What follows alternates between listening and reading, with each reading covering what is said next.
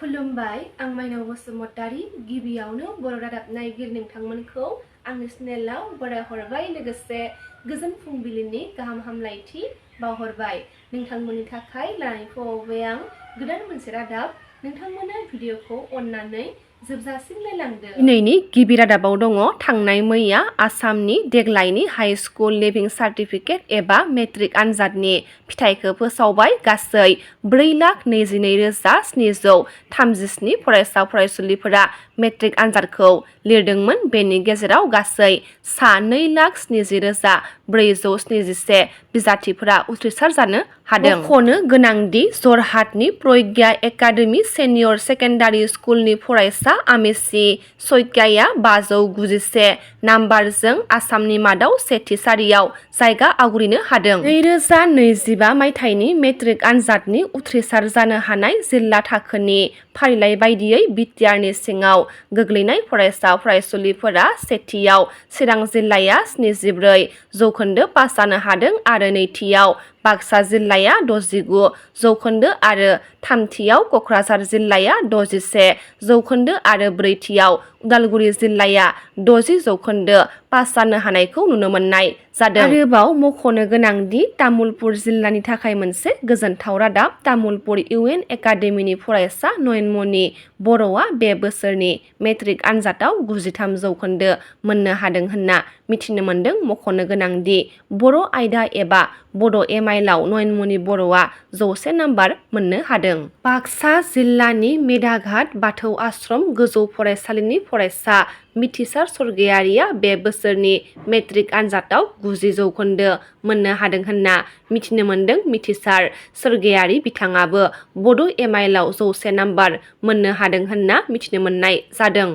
फैगौ मे दाननि 2 आरो 7 अक्ट'आव पन्चायत बिसायख'थिनि थाखाय माखासे जिल्लाफोरनि सोरखारि आरो सोरखारि नङै फसंथान फरायसालिफोरा बन्द' थागोन होनना खौरां मोननाय जादों। मख'नो गोनांदि फैगौ मे दाननि 2 अक्ट'आव सेथि फेज बायदियै तिनसुकिया डिब्रुगड़ चराइदेव शिबसागर माजुलि जरहाट गलाघाट धेमाजि लखिमपुर सनितपुर बिश्वनाथ काछार हाइलाकान्दि श्रीभूमि जिल्लाफोरा बन्द' थागोन। आरोबाव नैथि फेज बायदियै 7 मेआव धुबुरी साउथ सालमारा गवालपारा बङाइगाव बरपेटा बजालि नलबारि कामरुप हजाइ नगाव मरिगाव दरं जिल्लाफोरा बन्द' थागोन होनना मिथिनो मोननाय जादों।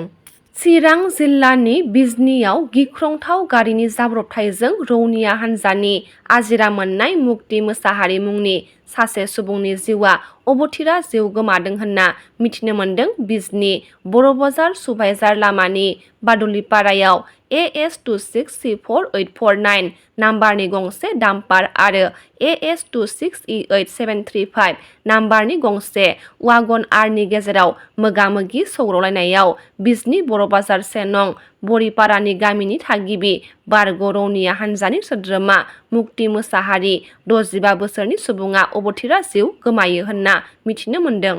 कास्टम बसुमतारिया गावनि नखर संसारखौनो फोजोबस्रांनानै लासिगौमोन बेबायदि मानसिया बर'नि दैदेनगिरिफोरनि मुंखौनो लानो समाया होनना जनक उजिरा खौरां बिजोंनि गेजेरजों बुंथिनायखौ नुनो मोननाय जादों। एबसुनिफ्राय मा जाहोनाव कास्टम बसुमतारिया एरख'जाया बेखौ नों गावनो बुंनानै लाग्रो होनना बुंथिदों जनक उजिरा। कास्टम बसुमतारिया थांनाय सानाव प्रमद बर' बिथाङा बड'फानि मुं लानो समाया होनना बुंनाय बाथ्रानि सायाव गोख्रों फिनजाथाय होदों क'क्राझार जिल्ला UPPLनि बुंथिगिरि जनक उजिरा खौरां बिजोंनि गेजेरजों।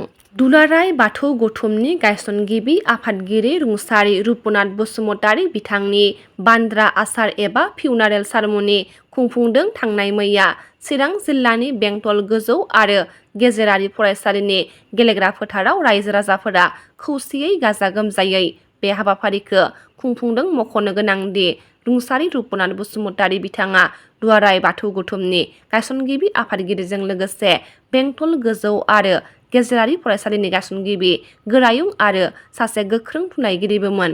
गोदोनिफ्रायनो बर' हारिजों सोमोन्दो थानाय रंजालि बैसागु फोरबोखौ जियागुरियाव आगु रंजालि बैसागु फोरबो फालिदों। रंजालि बैसागु फोरबोआ खाथिनिफ्राय खाथि सफैनायखौ नोजोर बोनानै देग्लायनि रंजालि बैसागु फोरबोखौ गुबुन गुबुन जायगायाव आगु रंजालि बैसागु फोरबो फालिनाय बायदिनो गसाइगाव महकुमानि सिङाव थानाय जियागुरि गामियावबो आगु रंजालि बैसागु फोरबो फालिदों। देग्लायनि आगु रंजालि बैसागु फोरबो फालिनायनि गेजेरजों गोदो गोदाय बर' हारिनि सुबुंफोरा रंजालि बैसागु फोरबो फालिनायनि सायाव दिपक मुसाहारिया माखासे बाथ्राखौ फोरमायथियो। कार्बि आलं जिल्लानि बकलिघाटआव बकलिया घाट दालाइ लिरगिरिफोरनि जथुम आफादनि खुंगा लाइसि उरुलियाव मोनसे मान बावनाय मेल खुंनाय जादों। बे फालिथायाव बकलिघाटआव दालाइ लिरगिरि जथुम आफादनि आफादगिरि जनता सयकियानि मासि सामलायनायाव बिस्तिबाराव बकलियाघाटआव मोनसे सावराय मेल खुंनाय जादोंमोन। सुजुगिरि रिजु काकतिया मेलाव आरो सिनायजानाय फोरबोनि आन्दोनि मेलनि थांखिखौ बेखेवना होदोंमोन। दिफु फरायसालिमानि बिबुंगोरा गीता हानसेपिया सावराय मेलाव उरुलिखौ बेखेवदोंमोन। रादाबा एसेनोसै, गाबोन फिन गोदान रादाब लानानै लोगो मोनगोन। नोंथांमोना भिडिअखौ जोबजासिम नायबायब्ला अन्नानै लाइक, शेयार, कमेन्ट लोगोसे साबस्क्राइब खालामनानै होदो। गोजोन्थों।